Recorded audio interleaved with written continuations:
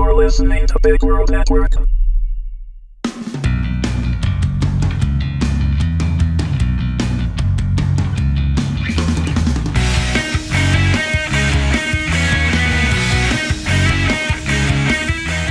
Just Kill Me, Season 3, Episode 1, Talia's Secret. Written and read by Wendy Herman. We lay on my living room floor together, wrapped in a blanket that had been draped over the back of the couch. Our clothes were strewn all over the room, but we were in no hurry to retrieve them. I had a 1,000-piece puzzle in my game closet that the kids and I used to love to put together on rainy days. One day, we realized we'd lost one tiny piece, and we all agreed it just wasn't the same. So we put the puzzle away, and there it sat, acquiring dust. I couldn't bring myself to throw it away because it had brought us so many happy memories.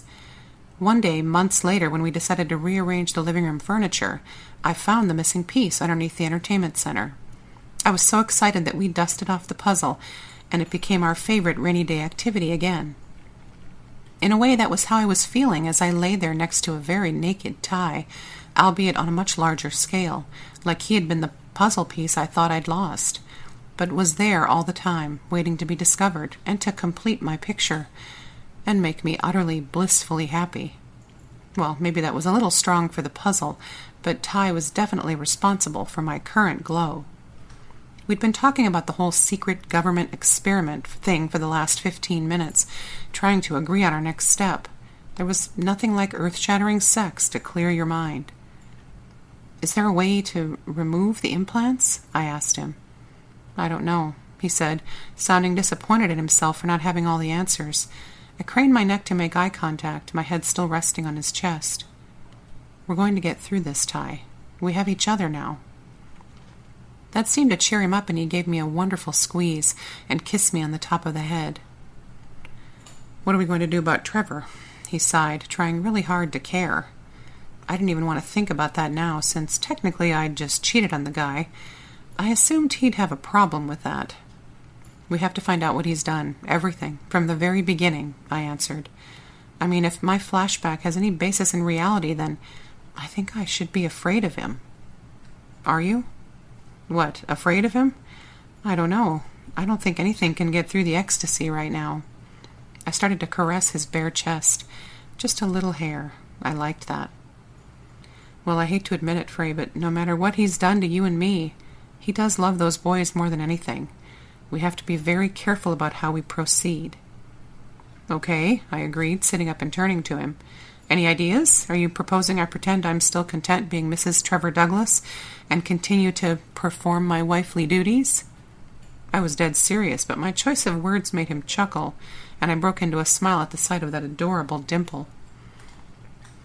He sat up just then, and I could almost see the light bulb above his head glowing brightly. "What if I can convince Pixley to send Trevor on an assignment for a while? I was planning to tell him everything I know tomorrow anyway. Orchestrating your kidnapping aside, he's got a reputation for doing the right thing, and I have a good feeling about trusting him." I nodded in agreement, staring at him. "Okay, 2 things in there that I need clarification on. First, how can Pixley send Trevor on an assignment? He's not an agent."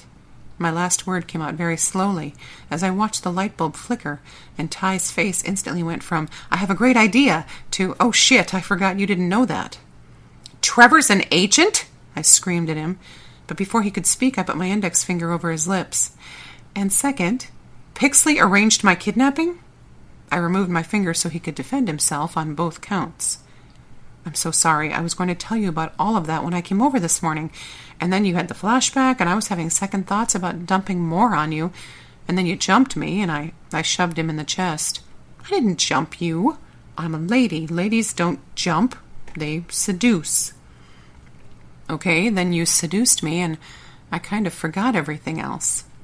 He was grinning like a fool and looking at me like he had just made love to Angelina Jolie. "Trevor's an agent. Trevor. Agent. Holy shit." It was just hitting me, and I tried not to hyperventilate as I stood and looked for my clothes. I wrapped the blanket around me, ignoring Ty's protests that he was now exposed to the elements of my 72-degree living room, and searched for my panties. "How could I not have known that? How long have you known? Where are my panties?" I asked, as I accepted defeat and sat down hard on the coffee table. Trevor cleared his throat, and I glanced at him. He was looking above my head. I followed his gaze up and saw the ceiling fan, and my purple unmentionables hanging from one of the blades. Impressive, but he wasn't going to distract me that easily. "How long have you known, Ty?" I asked again as I stood on the coffee table and reached for my undies, absent-mindedly dropping the blanket, much to his delight. I snatched the panties and then gave him a questioning look. He hadn't answered because he was gazing at me, stretching my naked form to reach the ceiling fan. "Men." I gave him a look of daggers, and he snapped out of it. "Since he joined 15 years ago." I froze, panties in hand, staring at him with contempt. He stood quickly recovering his jockeys and whipping them on. "Freya, I couldn't tell you. Can you understand that, now that you're an agent yourself? You got the briefing. I would have lost my job." Damn it, I did understand, although I really wished I could force myself not to at that moment. I had been lied to about so many things the past 20 years, but this was the first thing that Ty had kept from me. It hurt a little, but I knew I had to forgive him. He hadn't betrayed me. He had just made a commitment to his job and had kept it. I had to respect that. Of course, I could also apply that compassionate logic to Trevor keeping the same monumental secret from me, but no, he wasn't going to get off that easy. His reasons had nothing to do with loyalty to anyone. Of that I was absolutely sure. I really was living in a fog, wasn't I? I accused myself, more than posing a question to Ty, as I stepped into my skivvies as ladylike as I could. I mean, I knew something was a little off between Trevor and me since the choking, but I hadn't told Ty about my crazy in-body experience at the restaurant that night, and wasn't ready to yet, so I moved on. Director Pixley had me kidnapped on my first assignment. Is that standard procedure? Some sort of test? Did I pass? My mind was reeling now, wondering what I had really gotten myself into joining the FBI. Again. I'd always thought of the bad guys as people outside the office. No, it's not usual, but he does have the authority to test a new agent however he wants. And if it were up to me, you'd get an A+. So you didn't know before? He froze, one leg in his jeans, and his gray eyes sucked me in. No, honey, I had no idea, I swear.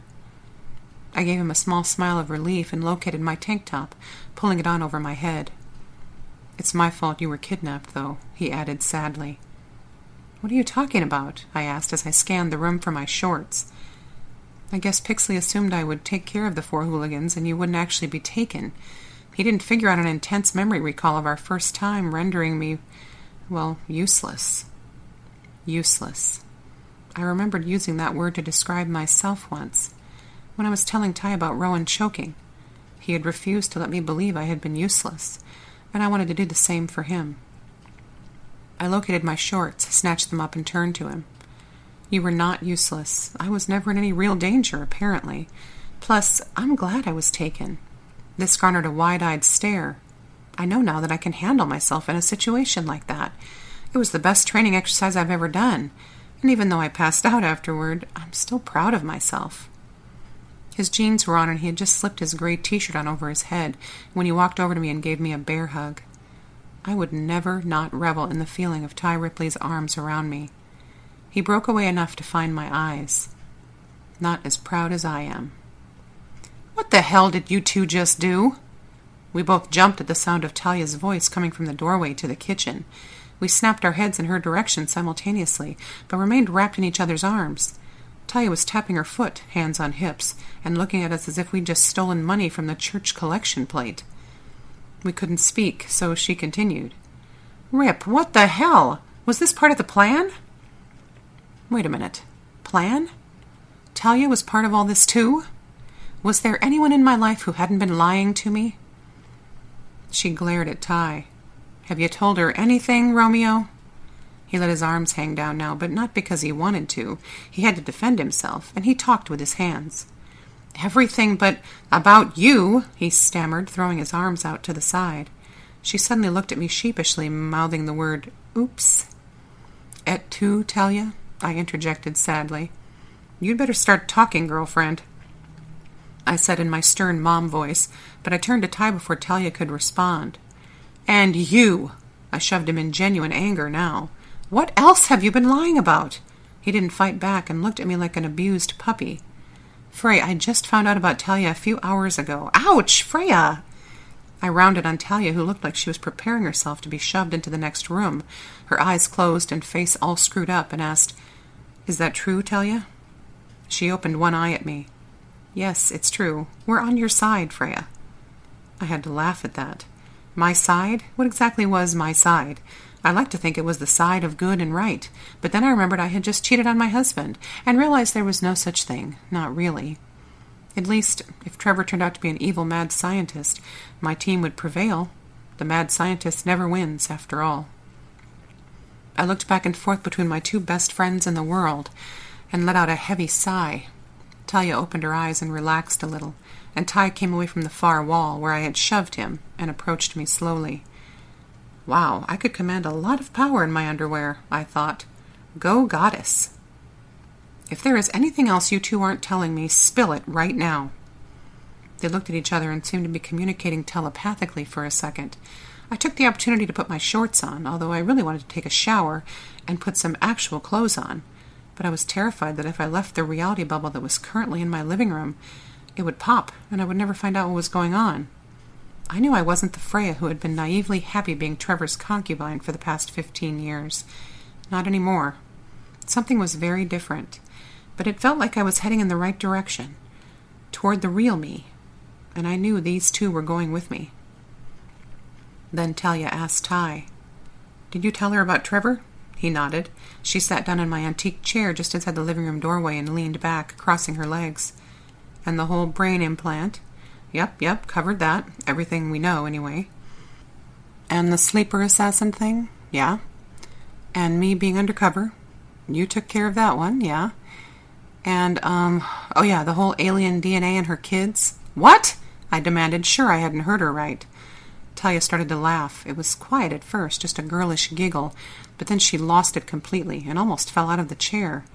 "Not funny." Okay, it was a little funny, but I wasn't in the mood. I gave Ty a sideways glance and noticed he was trying not to laugh, but I think he was more entertained at Talia's reaction to her own joke than he was of the joke itself. Talia held her side with one hand as she began to calm down, shoving the palm of her other hand out toward me. "I'm sorry. I couldn't resist, Frey. Sorry." She took a deep breath and composed herself. "Actually, there is one other thing that you should know, and Ty here doesn't know about it either yet." She was serious. "We might want to sit down for this." She was so serious, neither of us said a word as we followed her back into the kitchen and sat down at the atrium table. My chai was still sitting there, and I had never enjoyed a good long pull of it more. Then Ty and I looked at Talia, waiting for her to talk. She took a few deep breaths before she started. "I have some information that I suspected was true this morning, but I had to verify it before I could tell you both, Freya." She looked at me like she was about to confess to a murder or something. "The man who was responsible for yours and Rip's involvement in the Rip Van Winkle experiment." "Rip Van Winkle? As in the man who sleeps for 100 years? And they were making sleeper assassins? That's hilarious!" I was actually finding that funny, and the other two were looking at me as if I had gone insane, so I cleared my throat awkwardly and motioned for Talia to please go on. "Anyway, the man in charge had the initials GLM. My jaw hit the table and I couldn't breathe. "Are you kidding?" I managed to squeak. "The initials from the CAT scan?" Ty was clearly not following, but I knew exactly what Talia was saying. "There's more," she answered me, ignoring Ty. "He's the one who hired me to keep an eye on you 3 years ago. He's been lying to me, which is a breach of our contract. So that's why I'm telling you everything I know." "He hired you?" I couldn't believe what she was saying. It couldn't be true. "Wait," Ty interrupted. "Who's GLM? Why is this bad?" I was speechless, trying to process it all. This might be too much for my brain to handle. After all, it had been quite a day. I had cheated on my husband, found out I had something in my head that turned me into an assassin, and that Talia and Trevor were secret agents. Oh yeah, and my new boss had arranged to have me kidnapped. Nope, I couldn't take any more. My head started to throb and the room began to spin. Talia could see I was in no condition to answer Ty, so she did it for me. GLM stands for Gerard Lachlan McKenna. Before the last name registered with him, Ty turned to me. "Hey, your brother's name is Lachlan, isn't it?" I was sure my eyes were a pool of hysteria, and I watched as his joined mine in Crazy Town. He looked back to Talia, his mouth hanging open. She nodded. GLM is Freya's father.